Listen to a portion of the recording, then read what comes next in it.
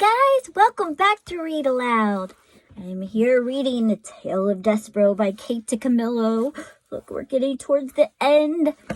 And Despereaux has just gone to the king, and the king won't believe him that he knows where the princess is. And so Despereaux realizes that the knight in his dream is whom? Him! He's got to be the knight who saves the princess. So he's gone to the threadmaster. Let's see what happens. Chapter 42. The rest of the thread. The threadmaster was sitting atop his spool of thread, swinging his tail back and forth and eating a piece of celery. "Well, look here," he said when he saw Despereaux. "Would you just look at that? It's the mouse who loved a human princess back from the dungeon in one piece. The old threadmaster would say I didn't do my job well, that because you are still alive, I must have tied the knot incorrectly. But it is not so. And how do I know it's not so? Because the thread is still around your neck." He nodded and took a bite of celery. "I need the rest of it," said Despereaux. "The rest of what? Your neck?" "The rest of the thread." "Well, I just can't hand it over to any old mouse," said the threadmaster. "They say that red thread is special, sacred. Though I myself, after having spent so much time with it, know it for what it is." "What is it?" asked Despereaux. "Thread," said the threadmaster. He shrugged and took another loud bite of celery. "Nothing more, nothing less. But I pretend, friend, I pretend. And what, may I ask, do you intend to do with the thread?" "Save the princess." "Ah, yes, the princess. The beautiful princess. That's how this whole story started, isn't it?" "I have to save her. There's no one but me to do it." "It seems to be that way with most things. No one to do the really disagreeable jobs except oneself. And how exactly will you use the spool of thread to save a princess?" "A rat has taken her and hidden her in the dungeon. So I have to go back to the dungeon, and it's full of twists and turns and hidden chambers." "Like a maze," said the threadmaster. "Yes, like a maze. And I have to find my way back to her, wherever she is hidden, and then I have to lead her back out again, and the only way to do that is with a thread." Gregory the jailer tied a rope around his ankles so that he would not get lost. As the mouse said this, he shuddered, thinking of Gregory and his broken rope, dying, lost in the darkness. Despereaux, we'll use thread." The threadmaster nodded. I see, he said. He took a meditative bite of celery. "You, my friend, are on a quest." "I don't know what that is," said Despereaux. "You don't have to know. You just have to feel compelled to do the thing. The impossible, important task." "Impossible?" said Despereaux. "Impossible," said the threadmaster. "Important." He sat there chewing his celery and staring somewhere past Despereaux. And suddenly, he leapt off his stool. "Who am I to stand in the way of a quest?" he said. "Roll her away." "I can have it?" "Yes, for your quest." Despereaux put his front paws up and touched the spool. He gave it an experimental push forward. "Thank you," he said, looking into the eye of the threadmaster. "I don't know your name." "Harvest." "Thank you, Harvest." "There's something else. Something that belongs with the thread." Harvest went into a corner and came back with a needle. "You can use it for protection." "Like a sword," said Despereaux. "Like a knight would have." "Yes," said Harvest. He gnawed off the length of thread and used it to tie the needle around Despereaux's waist. Like so. "Thank you, Harvest," said Despereaux. He put his right shoulder against the spool of thread and pushed it forward again. "Wait," said Harvest. He stood up on his hind legs, put his paws on Despereaux's shoulders, and leaned in close to him. Despereaux smelled the sharp, clean scent of celery as the threadmaster bent his head, took a hold of the thread around Despereaux's neck in his sharp teeth, and pulled on it hard. "There," said Harvest, when the piece of thread broke and dropped to the ground. "Now you're free. You see, you're not going into the dungeon because you have to. You're going because you choose to."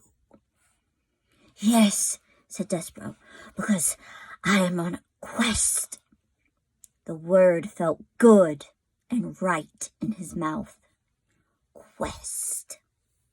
Say it, reader. Say the word quest. Say it out loud. It's an extraordinary word, isn't it? So small and yet so full of wonder and hope. "Goodbye," said Harvest, as Despereaux pushed the spool of thread out of the threadmaster's hole.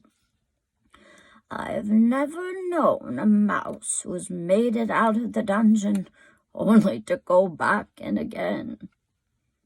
Goodbye, friend. Goodbye, mouse among mice." So does that mean mouse among mice? Means he's like the tip top. He is special. Chapter 43. What cook was stirring? That night, Despereaux rolled the thread from the threadmaster's lair, along innumerable hallways, and down 3 flights of stairs. Reader, allow me to put this in perspective for you. Your average house mouse, or castle mouse, if you will, weighs somewhere in the neighborhood of 4 ounces. Despereaux, as you well know, was in no way average. In fact, he was so incredibly small that he weighed half of what the average mouse weighs. 2 ounces. That is all. Think about it. He was nothing but 2 ounces of mouse, pushing a spool of thread that weighed almost as much as he did. It's like a cup is 8 ounces, so he's 1/4 of that. Yippee.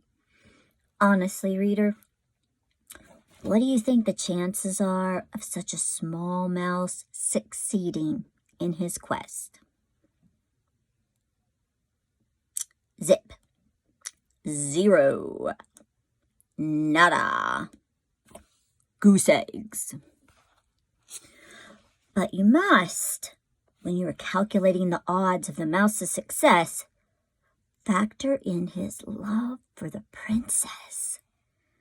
Love, as we have already discussed, is a powerful, wonderful, ridiculous thing capable of moving mountains and spools of thread. Even with the love and purpose in his heart, Despereaux was very, very tired when he reached the door to the castle kitchen at midnight.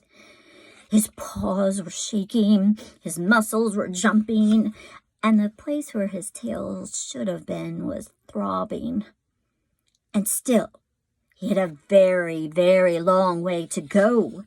Into the kitchen, down the many stairs of the dungeon, and then, somehow, some way, through the rat-filled darkness of the dungeon itself, not knowing where he was going.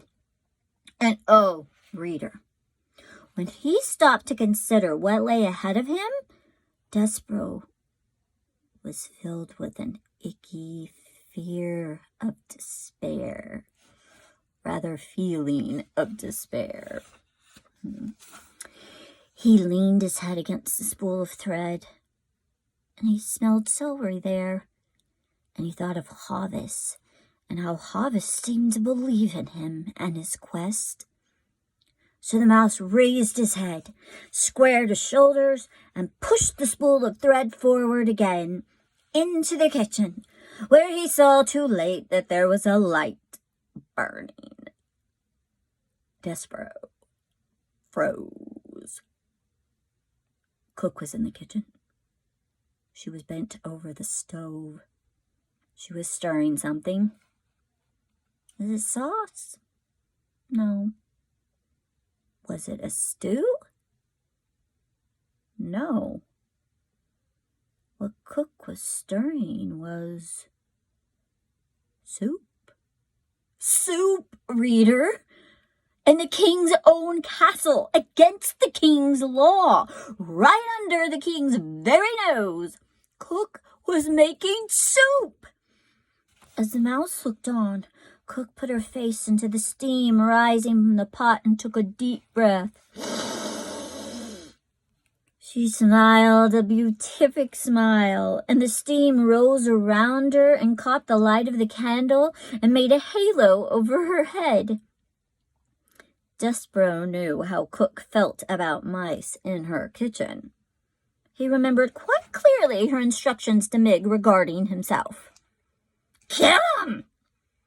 The only good mouse is a dead mouse." But he had to go through Cook's kitchen to get to the dungeon door, and he had no time to waste. Soon daylight would dawn, and the whole castle would be awake, and a mouse would have no chance at all of pushing a spool of thread across the floor without attracting a great deal of attention. He would have to sneak past the mouse-hating Cook now. And so, screwing up his courage to the sticking place, Despereaux leaned against the spool of thread and set it rolling across the floor.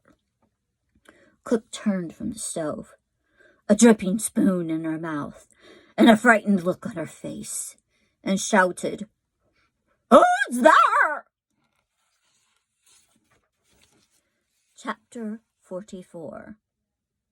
Whose ears are those? "Who's there?" shouted Cook again. Desperately, wisely, said nothing. The kitchen was silent. Said Cook. "Nothing. It's nothing at all. Just my nervous Nelly ears playing tricks on me." "You're an old fool," she said to herself as she turned back to the stove. "You're just an old fool afraid of being caught making soup." Despereaux slumped against the spool of thread, and as he leaned there, his heart pounding, his paws shaking, a small, wonderful thing occurred. A midnight breeze entered the kitchen and danced over to the stove and picked up the scent of the soup, and then swirled across the floor and delivered the smell right directly to the mouse's nose. Despereaux put his head in the air. He sniffed. He sniffed again. He had never in his life smelled anything so lovely, so inspiring. With each sniff he took, he felt himself growing stronger and braver. Cook leaned in close to the kettle and put the spoon in and took the spoon out and blew upon the spoon and then brought it to her lips and sipped and swallowed. She said. She took another sip. Missing something, she said. More salt, maybe. She put the spoon down and took up an enormous salt shaker and sprinkled salt into the kettle. And Despereaux, feeling emboldened by the smell of soup, again set to work pushing the spool of thread. Quickly, he said to himself, rolling the spool across the floor. Do it quickly. Do not think, just push. Cook whirled salt shaker in her hand and shouted, "Who goes there?" Despereaux stopped pushing.